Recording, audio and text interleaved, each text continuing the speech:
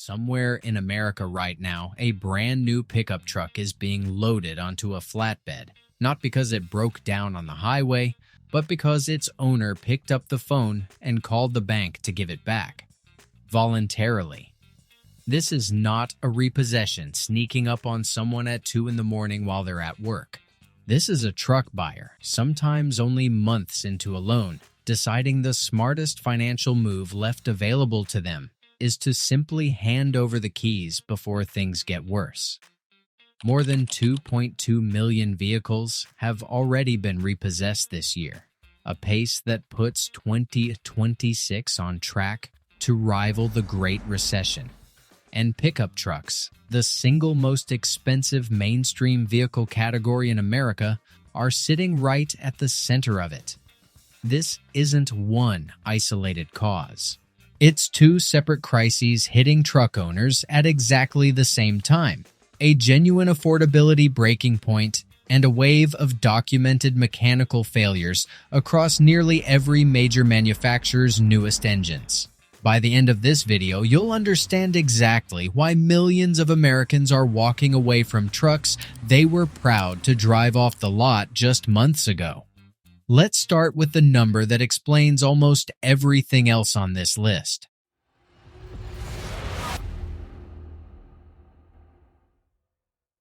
Start with the Ram 1500 and its new Hurricane twin-turbo inline-6.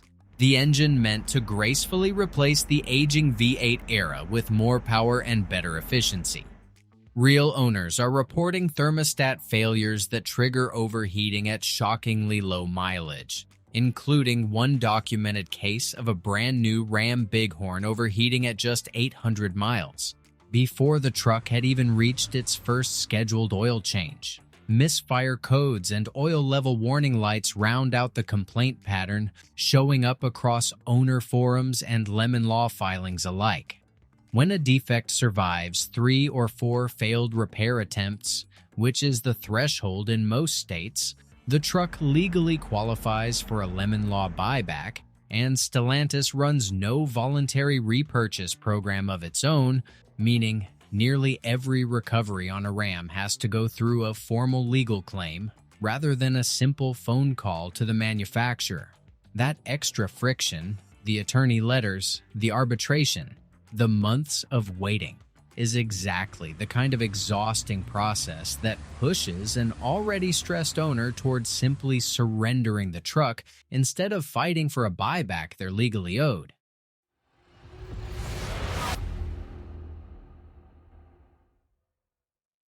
The Chevrolet Colorado and GMC Canyon are dealing with a parallel nightmare on their 2.7-liter turbocharged 4-cylinder engine, sold under the TurboMax name in its higher output trim that promises more torque than some V8s. GM issued a recall after discovering a manufacturing flaw in the casting process that can crack the engine block's main oil gallery, the central channel that feeds oil to every moving part inside the block. When that gallery cracks, the fix isn't a patch or a gasket, it's a full engine replacement. And GM is covering that cost because the alternative is a wave of lemon law claims on trucks that are barely off the lot. Layer on a separate fuel injector recall on the same engine family for inconsistent fuel delivery, and you have buyers who financed a brand new mid-sized truck, in some trims stickered well into the 50s, now facing their second major mechanical intervention before their first year of ownership is even over.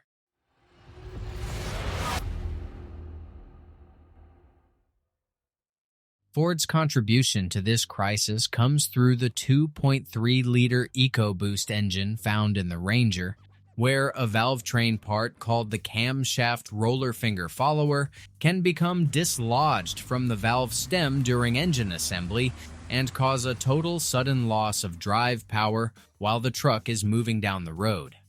Ford traced the defect back to its own Cleveland engine plant, after a routine production audit turned up an engine with the part already knocked loose, and mailed warning letters to affected owners back in June. But the actual repair parts weren't expected to arrive until late November. That leaves owners driving around for the better part of half a year with a documented power loss risk and no fix physically available yet, watching for a ticking noise and a low-volume oil leak as their only early warning signs. For a lot of buyers, waiting 5 months for a part on a truck they're still making a $700 monthly payment on is exactly the kind of experience that ends with a call to a lemon law attorney instead of a call to the dealership's service department.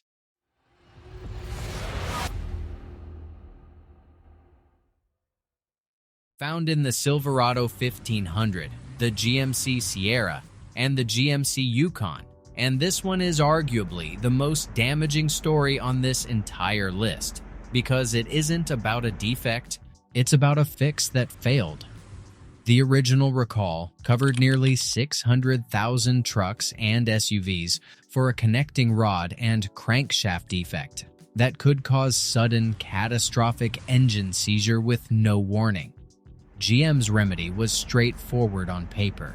Inspect the engine, and depending on what the dealer finds, either clear it or replace it. That should have closed the book entirely. Instead, federal regulators have now opened a formal investigation into 36 separate complaints where the engine failed again after receiving the dealer's own recall repair. One owner of a 26 model Denali Ultimate reported the engine seizing at just 1,600 miles on a truck that had already been through the recall process once before and was supposedly cleared. When a fix doesn't actually fix anything, owners stop trusting the dealership entirely, and that's precisely the moment when handing the keys back starts to look like the only rational choice left.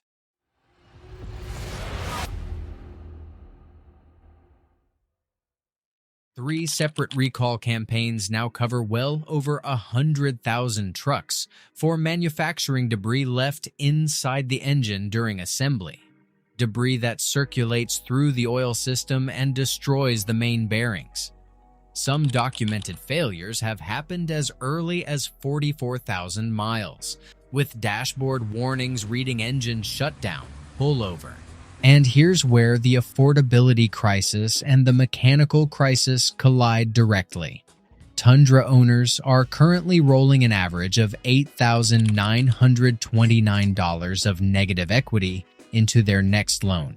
One of the highest figures Edmunds tracks for any vehicle in the country this year. A Tundra owner facing a documented engine risk and owing nearly $9,000 more than the truck is worth isn't choosing between keeping the truck or trading it. They're choosing between two bad options, and increasingly, they're picking the one that gets them out from under both problems at once. Look at what actually connects every truck on this list, because it isn't randomness. It's two forces converging at the exact same moment in time.